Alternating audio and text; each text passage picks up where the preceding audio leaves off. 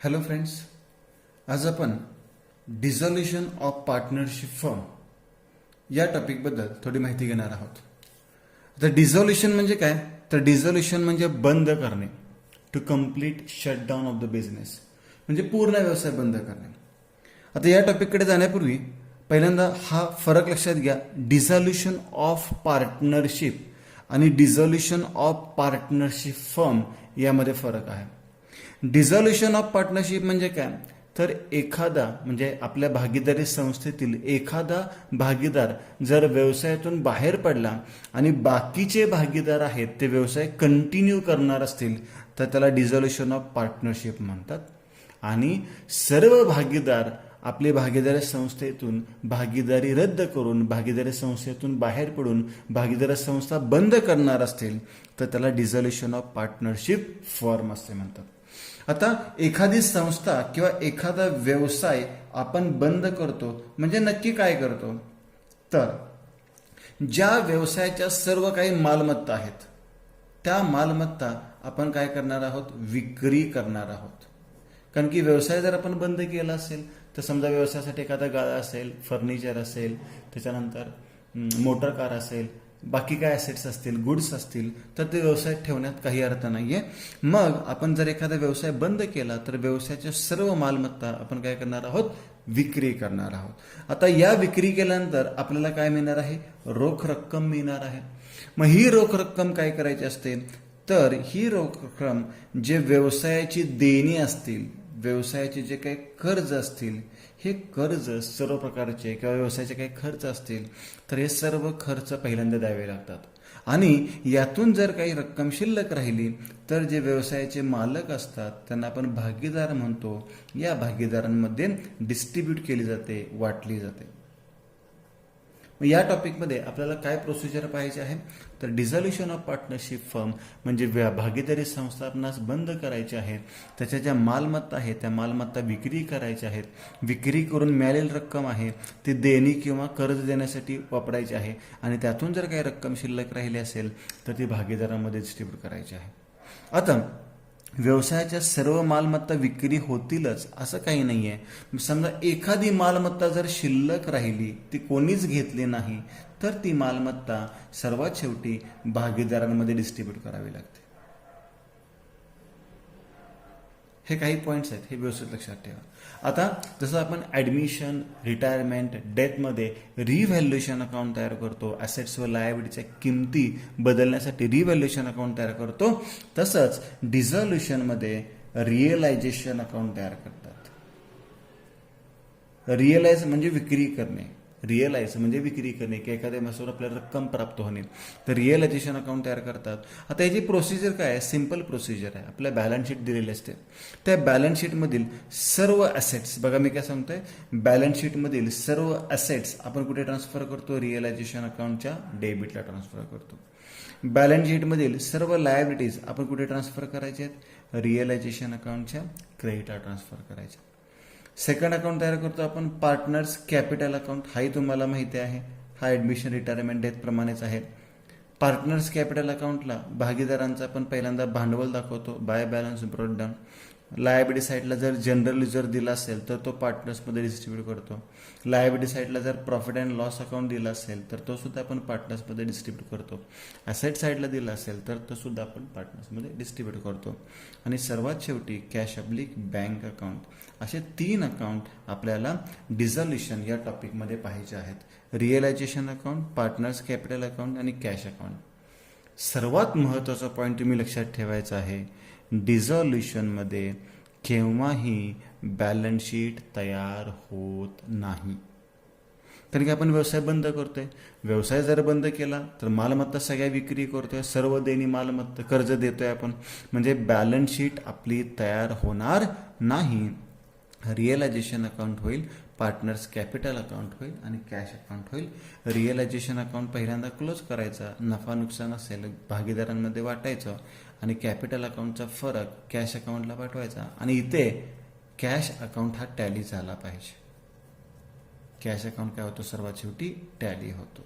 तर हा पॉईंट आपण लक्षात ठेवायचा. आता मगाशी सांगितल्याप्रमाणे पहिल्यांदा आपल्याला याच्यामध्ये काही स्टेप्स करायचे आहेत. पहिली स्टेप काय करायची आहे, बॅलन्स शीट पोस्टिंग. ज्याला इंटरेस्ट करताना या स्टेप महत्त्वाच्या आहेत, बॅलन्स शीट पोस्टिंग. दुसरी स्टेप काय करायची आहे, ॲडजस्टमेंट्स. आणि तिसरी स्टेप काय करायची आहे, क्लोजिंग. या 3 स्टेपमध्ये आपल्याला एक्झाम्पल सॉल्व्ह करायचं आहे. सिम्पल पार्ट आहे, याच्या स्टेप्स आपण मराठीमध्ये सुद्धा लिहून घेऊयात. पण त्यापूर्वी डिझोल्युशन ऑफ पार्टनरशिप फर्म म्हणजे काय हे आधी समजावून घेऊयात. मग त्याच्या एंट्रीज कशा करायच्या आणि त्या लक्षात कशा ठेवायच्यात हे समजावून घेऊयात.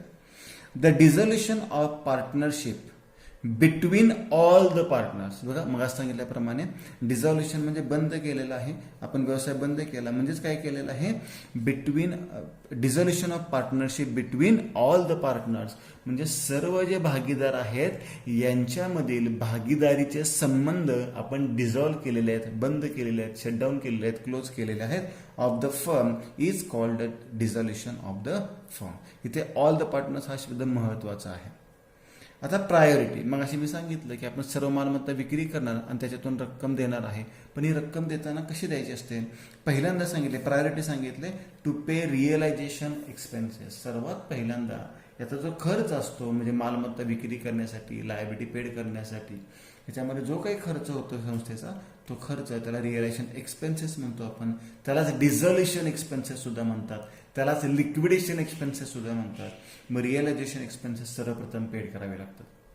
नंतर to pay third party liabilities. आता थर्ड पार्टी लायबिलिटी म्हणजे काय, तर बॅलन्स शीटच्या लायबिलिटी साईडला, बॅलन्स शीटच्या लायबिलिटी साईडला जे काही कॅपिटल असेल, हे कॅपिटल कोणाचं असतं, भागीदारांचं असतं, पार्टनरचं असतं. जनरल रिझर्व हा सुद्धा भागीदारांचा असतो, पार्टनरचा असतो. प्रॉफिट अँड लॉस हा सुद्धा भागीदारांचा असतो.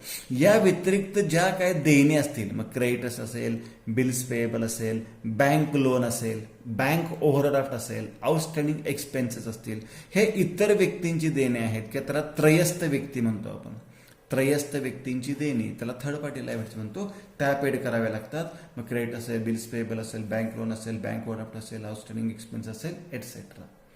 आता पहिल्यांदा काय केलं आपण, एक्सपेन्सेस पेड केले, नंतर थर्ड पार्टी लायबिलिटी पेड केल्या. यानंतर येतं to pay loan from partner. एखाद्या भागीदाराकडून जर संस्थेने कर्ज घेतलं असेल तर ते कर्ज द्यावं लागतं. आणि सर्वात शेवटी जर काही रक्कम राहिली तर ती रक्कम टू पे पार्टनर्स कॅपिटल. भागीदारांचे जे भांडवल आहे ते भांडवल सर्वात शेवटी परत केलं जातं, कारण की हे व्यवसायाचे मालक आहेत. नफा झाला तर यांनाच होतो, नुकसान झालं तरी यांनाच सहन करावं लागतं. या पद्धतीने प्रायोरिटी आहे. आता जर्नल एंट्रीज बघा, मगाशी सांगितल्याप्रमाणे किंवा मी ते काही स्टेप्स तुम्हाला मराठीमध्ये लिहून देणार आहोत, त्या स्टेप्स सुद्धा लक्षात ठेवा. पहिल्यांदा काय करायचं आपल्याला, पहिली स्टेप बॅलन्स शीटचं पोस्टिंग करायचं आहे. बघा पहिली स्टेप काय करायचं आपल्याला, बॅलन्स शीटचं पोस्टिंग. त्याच्यामध्ये एक स्टेप लिहून देतो, सर्व असेट्स म्हणजे सर्व मालमत्ता रिअलायझेशन अकाउंटच्या डेबिटला दाखवितात किंवा डेबिटला पाठवा. बघा पहिली स्टेप काय लिहून दिले मी, सर्व असेट्स रिअलायझेशन अकाउंटच्या डेबिटला पाठवा. हा रिअलायझेशन अकाउंट, त्याच्या डेबिटला काय लिहिलं आपण, असेट्स. म्हणजे जर्नल एंट्री काय होणार आहे, realisation account debit to assets account. काय एंट्री झाली, realisation account debit to assets account. मग इथे मी लिहून दिले फॉर असेट्स ट्रान्सफर. काय एंट्री झालेली आहे, realisation account debit to asset account. यानंतर बॅलन्स शीटमध्ये लायबिलिटी सुद्धा असतात, तर सर्व लायबिलिटीज. आता सर्व लायबिलिटीचा अर्थ सर्व घ्यायच्या नाहीयेत, कॅपिटल आणि general reserve, profit and loss सोडून, म्हणजे थर्ड पार्टी लायबिलिटीज म्हणू शकतो आपण. सर्व liabilities, third party liabilities realisation अकाउंटच्या क्रेडिटला पाठवा, क्रेडिटला पाठवा. मग या सर्व लायबिलिटीज रिअलायझेशन अकाउंटच्या क्रेडिटला पाठवायच्या आहेत. असेट्स डेबिटला पाठवल्या, लायबिलिटीज कुठं पाठवणार, रिअलायझेशन अकाउंटच्या क्रेडिटला. म्हणजे एंट्री काय होणार याची, liabilities account debit to realisation account. बघा रिअलायझेशनच्या क्रेडिटला पाठवल्या म्हणजे एंट्री काय झाली, liabilities account debit to realisation account. मग second entry for liabilities transfer, याची एंट्री काय होणार आहे, liabilities account debit to realisation account, liabilities account debit to realisation account. ठीक आहे. आता यानंतर तिसरी स्टेप काय होते, आपल्या बॅलन्स शीटमध्ये कॅपिटल असतं. हे कॅपिटल आपण कुठे पाठवतो, पार्टनर्स कॅपिटल अकाउंटच्या क्रेडिटला, पार्टनर्स कॅपिटल अकाउंटच्या क्रेडिटला पाठवा. इथे दाखवलं आपण पार्टनर्स कॅपिटल अकाउंटच्या क्रेडिटला काय म्हणून दाखवलं, बाय बॅलन्स कॅरीड डाऊन, आणि आपणास माहिती आहे बाय बॅलन्स ब्रॉट डाऊन, आणि आपणास माहिती आहे बॅलन्स ब्रॉट डाऊनची किंवा बॅलन्स कॅरीड डाऊनची जर्नल एंट्री होत नाही. आता यानंतर अजून एक पॉईंट राहतो बॅलन्स शीटमध्ये. जर तुम्हाला जनरल रिझर्व्ह दिला असेल, प्रॉफिट अँड लॉस दिला असेल, म्हणजे जनरल रिझर्व्ह असेल किंवा प्रॉफिट अँड लॉस असेल, तर तो सुद्धा आपण कोणामध्ये डिस्ट्रीब्यूट करतो, पार्टनर्स कॅपिटल अकाउंटमध्ये डिस्ट्रीब्यूट करतो. आणि आपण फक्त लायबिलिटीचे आयटम बघूयात. म्हणजे हा आयटम लायबिलिटीचा कुठे पाठवणार आपण, पार्टनर्स कॅपिटलच्या क्रेडिटला पाठवा. मग जनरल रिझर्व्ह दिला कॅपिटल अकाउंटला क्रेडिट, प्रॉफिट अँड लॉस दिला लायबिलिटी साईडला तरी कॅपिटल अकाउंटच्या क्रेडिटला डिस्ट्रीब्यूट करणार. मग याची जर्नल एंट्री काय होणार, जनरल रिझर्व्ह अकाउंट डेबिट किंवा profit and loss account debit to काय होणार, partners capital account. General reserve account debit किंवा profit and loss account debit जे काही दिलं असेल ते, general reserve account debit, profit and loss account debit हे कोणामध्ये डिस्ट्रीब्यूट केलं आहे आपण, पार्टनर्स कॅपिटल अकाउंट. आता ज्या विद्यार्थ्यांना या जर्नल एंट्रीज लक्षात ठेवता येत नाहीत किंवा पाठ होत नाहीत, त्या विद्यार्थ्यांनी हे बॅलन्स शीटचं पोस्टिंग लक्षात ठेवा. ह्याच्यामध्ये ॲडव्हान्स काही पॉईंट्स असतात ते मी ते शेवटी लिहून दिलेले आहेत. उदाहरणामध्ये किंवा उदाहरणामधील बॅलन्स शीटमध्ये आरईडी दिला असेल किंवा डेप्रिसिएशन प्रोव्हिजन दिले असेल. आता लक्षात घ्या, आरईडी कशातून लेस करतो, डेटर्समधून. डेप्रिसिएशन कशातून लेस करतो, ॲसेटमधून. म्हणजे हे दोन आयटम आहेत ते ॲसेटमधून लेस केलेले असतात. दिले असेल तर रिअलायझेशन अकाउंटच्या क्रेडिटला दाखवतात. ही एक नोट तुम्हाला फक्त लक्षात ठेवायची. ही एक नोट तुमच्या वहीमध्ये असावी, ही लिहून ठेवा. एक्झाम्पलमध्ये हा पॉईंट जेव्हा येईल तेव्हा तुम्हाला एक्सप्लेन करून दिला जाईल. आता बॅलन्स शीट पोस्टिंग संपलेलं आहे. ह्या बॅलन्स शीट पोस्टिंगच्या मराठीमध्ये स्टेप्स लक्षात ठेवल्या. आता स्टेप नंबर 2, ॲडजस्टमेंट्स. आता ॲडजस्टमेंट्स काय असतात, तर मग अशी सांगितल्याप्रमाणे आपण काय करणार, मालमत्ता विक्री करणार. आपण काय करणार, लायबिलिटी पेड करणार. समजा एखादी मालमत्ता घेतली नसेल कोणी तर ती पार्टनर्समध्ये डिस्ट्रीब्यूट करणार. म्हणजे ॲसेट सोल्ड असेल, लायबिलिटी पेड असेल, asset taken over by partner असेल, liability taken over by partner असेल किंवा रिअलायझेशन एक्सपेन्सेस असतील. अशा एकूण किती ॲडजस्टमेंट होतात, 5 ॲडजस्टमेंट होतात. आणि त्या 5 ॲडजस्टमेंटच्या जर्नल एंट्रीज आपणास माहिती पाहिजेत. आणि ह्या जर्नल एंट्रीचे प्रत्येकी किती इफेक्ट करायचे असतात, 2 इफेक्ट करतात. म्हणजे एका अकाउंटला डेबिट तर दुसऱ्या अकाउंटला क्रेडिट. आता ॲडजस्टमेंट कोणकोणते असू शकतात, मग असं सांगितल्याप्रमाणे 5 ॲडजस्टमेंट असू शकतात. मग सेकंड स्टेप आहे बॅलन्स शीट ॲडजस्टमेंट्स. त्याचे स्टेप कोणकोणते आहेत, तर for asset sold. Simple entry आहे, खूप अवघड नाही आहे. जर मी तुम्हाला बेसिक विचारलं, अगदी आपण जर्नल टॉपिकमध्ये बेसिक पाहिलेलं आहे. समजा मी सांगितलं तुम्हाला ॲसेट सोल्डची मला नॉर्मल एंट्री सांगा किंवा फर्निचर सोल्डची तुम्हाला नॉर्मल एंट्री विचारली. फर्निचर सोल्ड सांगता येईल का, फर्निचर सोल्डची एंट्री काय होणार, बघा ना, सोपं आहे. काय येणार आपल्याकडे, कॅश. काय जाणार आपल्याकडून, फर्निचर. म्हणजे जर्नल एंट्री काय लिहिणार आपण, cash account debited to furniture account. Simple आहे. जे येईल त्याला डेबिट, जे जाईल त्याला क्रेडिट. फर्निचर सोल्ड केलं, कॅश आली आणि फर्निचर गेलं, म्हणजे cash account debit to furniture account.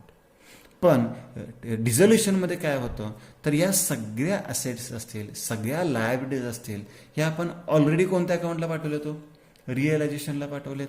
म्हणजेच तिथे ॲसेट किंवा लायबिलिटीचं नाव न लिहिता कोणता अकाउंट लिहायचा असतो, रिअलायझेशन अकाउंट. मग ॲसेट सोल्डची एंट्री कॅश टू ॲसेट न म्हणता काय म्हणायचं आहे, कॅश टू रिअलायझेशन अकाउंट. म्हणजे ॲसेट सोल्डची एंट्री होणार cash account debit to asset न लिहिता काय लिहायचं आहे, रिअलायझेशन अकाउंट. कारण की आपण सर्व ॲसेट्स रिअलायझेशन अकाउंटला पाठवलेले आहेत. मालमत्ता विकली, कॅश येणार आणि मालमत्ता जाणार, cash to realisation. Liability paid याच्या बरोबर अपोजिट एंट्री होणार. बघा, लायबिलिटी पेड, लायबिलिटी पेडची एंट्री काय करतो आपण, liability account debit to cash account. बरोबर, जशी सॅलरी पेडची करतो सॅलरी टू कॅश, तशी लायबिलिटी पेडची काय करतो, liability account debit to cash account. सर्व लायबिलिटीज आपण कुठे पाठवलं ते सुरुवातीला, रिअलायझेशनला. म्हणजे लायबिलिटी टू कॅश म्हणण्याच्या ऐवजी काय म्हणणार आपण, realisation account debit to cash account. म्हणजे लायबिलिटी पेडची एंट्री कशी लक्षात ठेवणार तुम्ही, realisation account debit to cash account. किंवा यातून असं सुद्धा लक्षात नाही राहिलं तर एक पॉईंट लक्षात घ्यायचा, मालमत्ता विकली काय एंट्री झाली, कॅश टू रिअलायझेशन. याच्या उलट लायबिलिटी पेडची एंट्री काय होणार, realisation account debit to cash account. तिसरी entry for asset taken over by partner. एखादी मालमत्ता भागीदाराने स्वतःसाठी घेतली. बघा, आता भागीदारांनी मालमत्ता घेतली म्हणजे व्यवसायातून मालमत्ता जाणार म्हणजे काय लिहिणार आपण, टू ॲसेट अकाउंट. आणि ॲसेट अकाउंटला आपण रिअलायझेशन अकाउंट म्हणतो, हे नंतर पाहूयात आपण. आता रोख रक्कम मिळणार आहे का, नाही. मग डेबिट द रिसिव्हर, कोणाला ॲसेट मिळणार आहे, पार्टनरला. म्हणजे काय एंट्री होणार आहे, पार्टनर्स कॅपिटल अकाउंटला डेबिट होणार आहे. म्हणजे एंट्री कशी झाली, partners capital account debit to asset account. पण ॲसेटच्या ऐवजी काय लिहिणार आपण, रिअलायझेशन अकाउंट. मग ॲसेट टेकन ओव्हर बाय पार्टनरची एंट्री कशी लक्षात ठेवणार, partners capital account debit to realisation account. बघा, asset taken over by partner याची एंट्री काय होणार, पार्टनर्स कॅपिटल अकाउंट डेबिट, कारण की डेबिट द रिसिव्हर, पार्टनरला मालमत्ता मिळणार, टू ॲसेट जाणार, पण ॲसेट कुठल्या अकाउंटला पाठवले आपण ऑलरेडी, रिअलायझेशन अकाउंटला. म्हणजे एंट्री झाली partners capital to realisation account. आता हे लक्षात तुम्हाला ठेवायला अजून अवघड जात असेल तर अजून एक सोपा प्रकार देतो मी. बघा, ॲसेट सोल्ड. मला सांगा, नॉर्मली ॲसेट सोल्डची बेसिक एंट्री काय होते, बेसिक कॅश टू ॲसेट. आता डिझोल्युशनमध्ये काय होणार, ॲसेट ऐवजी काय येणार आहे, रिअलायझेशन. बरोबर. मग ॲसेट सोल्डची एंट्री काय झाली, कॅश टू रिअलायझेशन. आता सोल्ड केल्यावर रोख रक्कम आपल्याला मिळते, पण जर पार्टनरने घेतले असेल तर रोख रक्कम मिळणार आहे का, नाही मिळणार. मग कोणी घेतलेलं आहे त्याचं नाव लिहा, पार्टनर्स कॅपिटल. म्हणजे एंट्री कशी झाली, partners capital account debit to realisation account. यापैकी कोणत्याही प्रकारे तुम्ही एंट्री लक्षात ठेवू शकता. मग ॲसेट टेकन ओव्हरची entry partners capital to realisation. मग लायबिलिटी टेकन ओव्हरची एंट्री कशी होणार, याच्या अपोजिट. आता लायबिलिटी टेकन ओव्हर शब्द वापरला काय किंवा लायबिलिटी पेड बाय पार्टनर शब्द वापरला काय, दोन्हीचा अर्थ एकच. मग ॲसेट टेकन ओव्हरची entry partners capital to realisation. याच्या उलट लायबिलिटी टेकन ओव्हरची एंट्री काय होणार आहे, realisation account debit to partners capital account. Realisation account debit to partners capital account. आणि आता शेवटची एंट्री रिअलायझेशन एक्सपेन्सेस पेड. मगाशीच मी तुम्हाला सांगितलं, जर मी तुम्हाला म्हटलं की सॅलरी पेडची एंट्री करा, सॅलरी पेडची एंट्री काय करणार तुम्ही सांगा, salary account debit to cash account. मग तसंच इथे एक्सपेन्सेस पेड केलेले आहेत, पण हे एक्सपेन्सेस कशाचे आहेत, रिअलायझेशनचे आहेत. म्हणजे सॅलरी खर्च न लिहिता कोणता लिहायचा आहे, रिअलायझेशन. म्हणजे रिअलायझेशन एक्सपेन्सेस पेडची एंट्री काय होणार आहे, realisation account debit to cash account. Realisation account debit to cash account ही रिअलायझेशन एक्सपेन्सेस पेडची एंट्री. बघा, लायबिलिटी पेडची एंट्री असेल आणि रिअलायझेशन एक्सपेन्सेस पेडची एंट्री असेल, दोन्हीची जर्नल एंट्री सेमच होते. काय एंट्री होते, realisation account debit to cash account. बरोबर. आता याच्यानंतर क्लोजिंगच्या एंट्रीज असतात आणि क्लोजिंगची स्टेप खूप सिंपल आहे परंतु महत्त्वाची आहे. क्लोजिंगच्या स्टेप्स कशा असतात बघा, क्लोजिंगच्या सर्वात पहिल्यांदा रिअलायझेशन अकाउंट क्लोज करा. हे नॉर्मल मी क्लोजिंग सांगतोय, बेसिक सांगतोय. ह्याच्यामध्ये जेव्हा ऑल पार्टनर इन्सॉल्वंट होतात तो पार्ट वेगळा आहे, पार्टनर्स लोन दिला असेल तर तो पार्ट वेगळा आहे. अगदी सिंपल एक्झाम्पलचा मी पॉईंट सांगतोय. क्लोजिंग काय करतो आपण, पहिल्यांदा रिअलायझेशन अकाउंट क्लोज करतो. डेबिटला फरक आला तर प्रॉफिट, क्रेडिटला फरक आला तर लॉस. प्रॉफिट हो दे किंवा लॉस हो दे आपण कोणामध्ये डिस्ट्रीब्यूट करतो, पार्टनर्समध्ये. म्हणजे कोणत्या अकाउंटला ट्रान्सफर करणार, पार्टनर्स कॅपिटल अकाउंटला. सिंपल आहे. रिअलायझेशनचा फरक कुठे पाठवा, पार्टनर्स कॅपिटल अकाउंटला पाठवा. आता त्याची एंट्री बघा, for realisation profit oblique loss. Debit साईडला फरक आला तर प्रॉफिट असतो आणि तो कोणत्या अकाउंटला पाठवायचा आहे, पार्टनर्स कॅपिटल अकाउंटला. म्हणजे एंट्री काय होणार, realisation account debit to partners capital account. Realisation account debit to partners capital account. ही एंट्री तुम्हाला पाठ करण्याची गरज नाही. फक्त एवढंच लक्षात ठेवा की रिअलायझेशन अकाउंट क्लोज करायचा आणि फरक कोणत्याही बाजूला येऊ दे तो कुठे पाठवायचा, पार्टनर्स कॅपिटल अकाउंटला. मग प्रॉफिटची entry relation to partners capital. लॉसची एंट्री बरोबर त्याच्या अपोजिट होणार. मग लॉसची एंट्री काय होणार आहे, partners capital account debit to realisation account. Partners capital account debit to realisation account. म्हणजे ह्या दोन एंट्रीज तुम्हाला स्वतंत्र लक्षात ठेवण्यापेक्षा एक मराठीमधलं वाक्य लिहून देतो, ते वाक्य लक्षात ठेवा. रिअलायझेशन अकाउंटचा फरक, रिअलायझेशन अकाउंटचा फरक प्रॉफिट किंवा लॉस असतो बरोबर, तो कोणामध्ये वाटतो आपण, पार्टनर्स कॅपिटल अकाउंटला पाठवा. कुठल्या अकाउंटला पाठवायचं आहे, पार्टनर्स कॅपिटल अकाउंटला. बरोबर. आता याच्या पुढच्या एंट्रीज आहेत त्या सुद्धा मी न लिहून देता, कारण की त्याच्यामध्ये डेबिट क्रेडिटच्या अपोजिट एंट्रीज कशाही होऊ शकतात. मग त्या एंट्रीज न देता मी दुसरी स्टेप काय दिलेली आहे, पार्टनर्स कॅपिटल अकाउंटचा फरक कुठे पाठवा, कॅश अकाउंटला पाठवा. आणि कॅश अब्लिक बँक अकाउंट सर्वात शेवटी काय होतो, टॅली होतो. म्हणजे क्लोजिंगचे स्टेप्स कशा आहेत, रिअलायझेशन क्लोज करा, कॅपिटलला पाठवा. दुसरा अकाउंट कोणता क्लोज करायचा आहे, पार्टनर्स कॅपिटल अकाउंट क्लोज करायचा आहे. त्याचा फरक कुठल्या अकाउंटला पाठवायचा आहे, कॅश अब्लिक बँक अकाउंटला पाठवायचा आहे. म्हणजे ही एंट्री तुमच्या त्या लक्षात तयार होईल. आणि शेवटची आपल्याला काय करतो, कॅश किंवा बँक अकाउंट हा कंपल्सरी काय होणार आहे, टॅलीच होणार आहे. याच्यामध्ये कोणताही फरक येत नाही. आणि सर्वात महत्त्वाचं पॉईंट, डिझोल्युशनमध्ये बॅलन्स शीट तयार होत नाही. बघा आता व्यवस्थित एंट्रीज लक्षात ठेवा. पहिल्यांदा या स्टेप्स, याचा एक स्क्रीनशॉट काढून घ्या. या स्टेप्स तुमच्या वहीमध्ये व्यवस्थित लिहून ठेवा. या स्टेप्स सातत्याने वाचा, म्हणजे तुम्हाला त्याच्या जर्नल एंट्रीज लक्षात ठेवायला सोपं जाईल. त्याच्यानंतर ज्या एंट्रीज तुम्हाला दिलेल्या आहेत, asset transfer, liability transfer, general ledger किंवा प्रॉफिट डिस्ट्रीब्युटेड, आणि हे जे 2 नोट आहेत ते व्यवस्थित लक्षात ठेवा.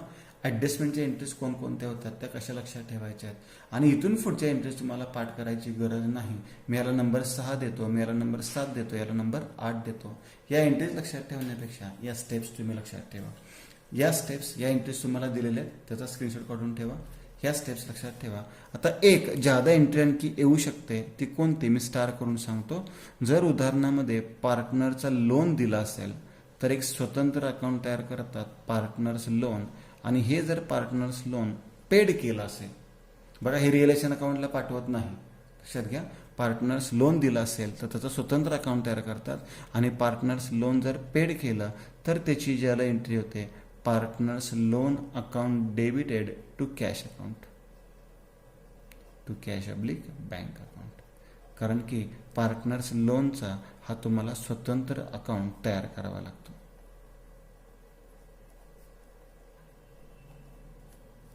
ठीक आहे. या स्टेप्स वहीमध्ये व्यवस्थित लिहून घ्या. या ज्या जर्नल एंट्रीज आहेत, या जर्नल एंट्रीज तुम्ही व्यवस्थित वाचायचा आहे, त्याचा नीटचा अभ्यास करायचा आहे. आणि नंतर जेव्हा एक्झाम्पल सुरू होतील तेव्हा तुम्हाला या जर्नल एंट्रीचा आणि या स्टेपचा भरपूर उपयोग होणार आहे, फायदा होणार आहे. थँक्यू.